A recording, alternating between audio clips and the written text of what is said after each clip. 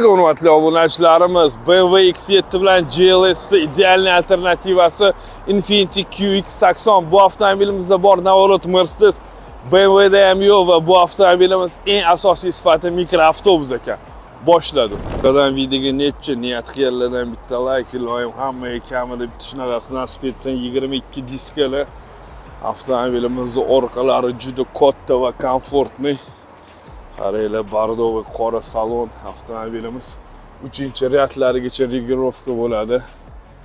Tomosha qilsanglar bo'ladi. Orqada ham bemalol odam ketadi.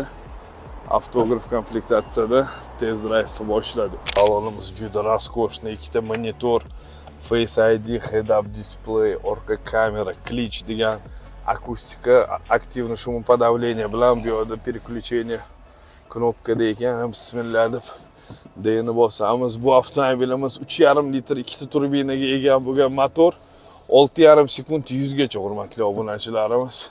Знаменитый odamlardan Habib Nurmagomedov, непобежденный чемпиon UFC, aynan shu avtomobilni xarid qilgan yaqin orada, hurmatli obunachilarimiz.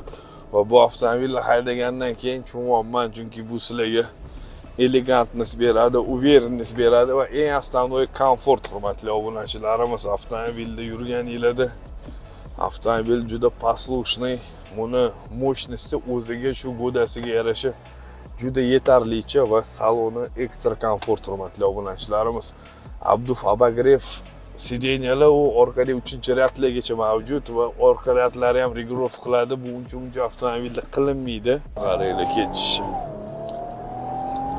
Nima deymiz? Hammaga iloyim nasib etsin, hurmatli obunachilarimiz. Yana bu avtomobilimiz уже sotilib bo'ldi.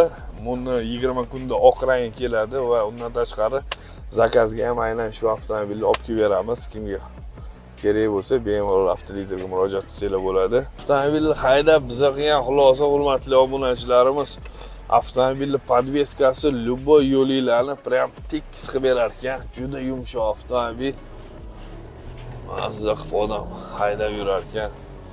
Nima deymiz? Любой avtomobil, наличие на заказ, hammalarni avtolizerda kutib qolamiz. E'tibor uchun rahmat.